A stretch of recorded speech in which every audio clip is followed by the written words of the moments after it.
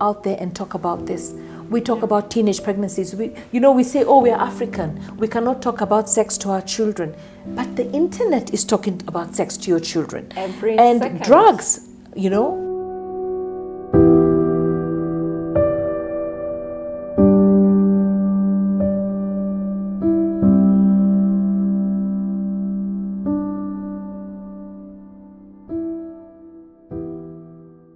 At the initial stage, and as you opened up, you're talking about the importance of the affirmative action seat and really understanding what this seat entails for women. So would like you to delve a little bit deeper into what this seat entails. Yeah, so you see, the thing is, the population is 50% women, 50% men. Mm-hmm. We're almost there. Yeah. If it's 52 men, or 48 women, or vice versa, we're 50-50. Mm-hmm. And women felt that we need representation in the house. It was a completely male-dominated territory. And there are decisions that need to be made that affect women. Mm-hmm. And also, I think we needed to have representation. We needed to have women there to discuss women issues and to give a woman's perspective. So this affirmative action seat is all about making sure that both genders are represented. How can we explore with National Government Affirmative Fund to see if we can get a desk in each of your offices to have a representative of the network posted there so that they can be able to facilitate and work with other survivors. Why is that girl being raped? Why is that teenager being defiled on the streets when we have a government that can be able to put up a street light? Why do we have teenagers exchanging sex for sanitary towels when we are paying taxes, when they need to be protected?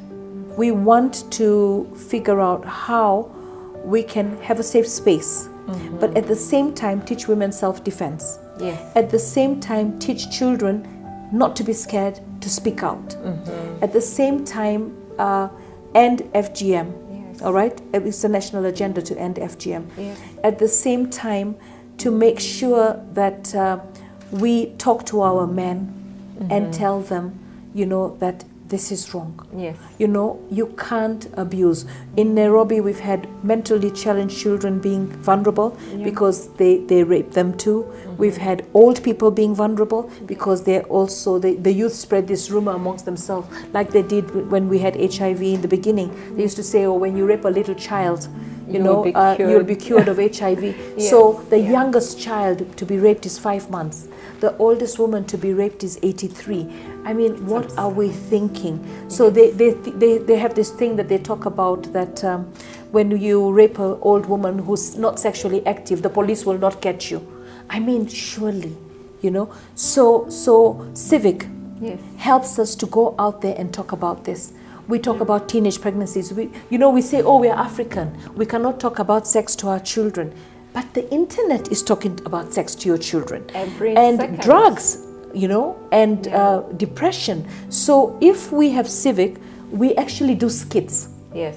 And we get these young youth to come and perform and educate with the entertainment. Yes. We embrace community dialogue, awareness level at the grassroots level to bring both men, women together, boys, girls together, and just confront this issue. We invest so much in the girl, and then they're abused by someone. You're like, So what we have adopted in the last couple of years is working with men and boys in the fight against GBV. Yes. So we are working especially with the border riders to be able to reach out to the other men in the community and their peers. Because they either are some of the abusers, or they carry the abusers, or they know the stories that happen in the communities. So that for me is very important, to engage everyone in the community and say, how do we work more on prevention than reacting when things have already happened? for us being at the table, Oh, if fantastic. you're not, Yeah. if you're not at the table, you're actually part of the menu. Yeah, someone is having conversations around you. Yeah. So the survivors to actually be at the table. Yeah. Yeah. So if you are at the table, you are able to articulate the challenges, Yes. some of the barriers that hinder you to do something, or the challenges that you're going through. Okay. And then also whether the existing interventions, policies and laws, whether they are working for you. Yes. Because even when we are developing policies and laws and interventions, if you don't listen to the survivors, there's a likelihood that you're going to develop an intervention that will not work Yes. for that Yes. person. Yes. So by doing so, you will bring the affected to the table to tell you, yes, I am in agreement with you to this point, but then change this to be like this, Yes. so that, and then in the process, they own the intervention and they take back the news to the community, and the community will buy into the intervention that has been set up. So we'll also improve uptake of services if we are able to do that. This person needs to be on the table, on this affirmative action table. We need to speak about these lived experiences, because then those will inform what the solutions looks like. The fight against gender-based violence is not an isolated fight. It's not where I'm going to pick the girl who has been defiled, or I'm going to pick the woman who has been abused and only deal with that. There's a whole society which involves the men, the boys, and everyone, that we must sit and have open conversations about what is happening and what the perpetrator needs to do, what the men need to do. They need to become the protectors as opposed to be the Abusers. the abusers. We're strong. Be strong. Na tujikubali. Na tujue tunaweza. Accept yourself and Yeah. you can. Jikubali na ujue unaweza. Have to rise above the bar.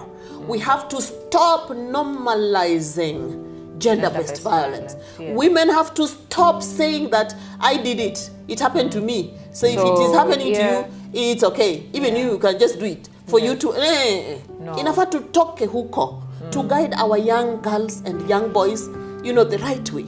We have to create alliances with boys and men. Isio vita. Survivor, a community member, a duty bearer, a service provider, is to actually break down the barriers for survivors to be able to amplify their voices, to have a choice to choose, but then also to enhance their self-agency.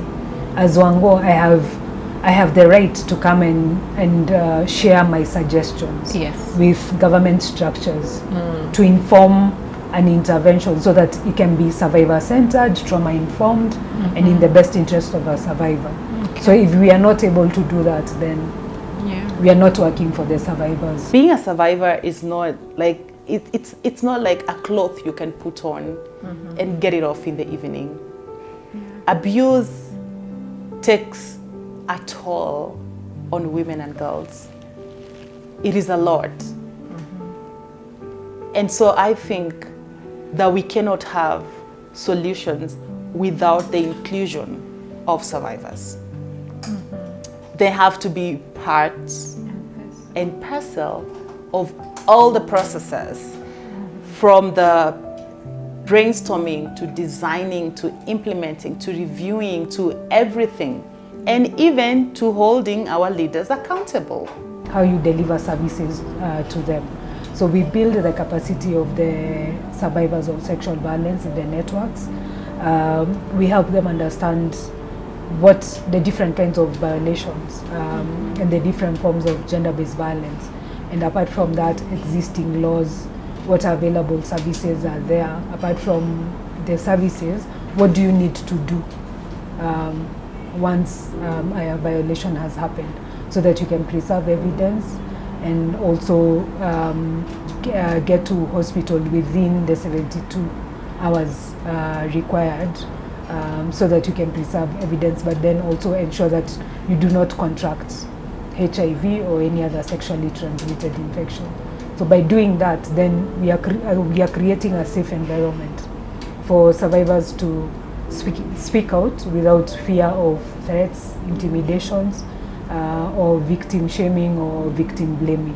We do not have enough safe houses in this country. I think most of them, like 97% of them, are run by individuals or non-governmental organizations. That's an area that, Government needs to step up. yeah, like, I mean, yes. Yes. Because it's very expensive to even run a shelter, shelter, because it's a lot. It's not our fault that we can't do more. I decided with my team that let's focus on gender-based violence, especially after 2020, the COVID pandemic. Period, yeah. We saw a lot of JBV. We've got a lot of rape, defilement. We've seen 200,000 children getting pregnant. Yeah. Those are not children that have actually had consensual sex. They're children, they're minors. Yes. Most of them have been defiled and abused. Yeah. So we thought, how can we fix this? How can we help give some support? So Nairobi doesn't have a safe house run by the government. Yes. So with Nairobi County, we got land, thanks to N. Kananu. I mean, we need women in certain places. N. Kananu was governor. In leadership.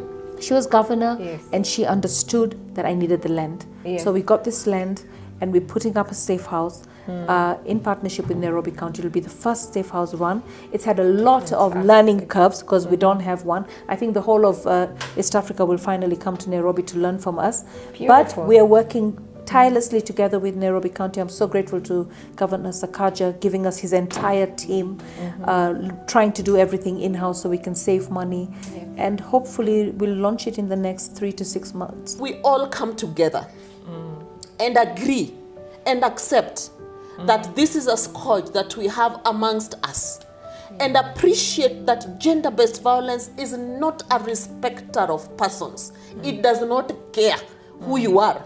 Pastor's wife, GBV. Yes. Teacher in school, GBV. Boss in some CEO in a company, GBV. Yeah. A politician woman, GBV. You name it. It's not a respecter Of persons. not a respecter of persons. Yes.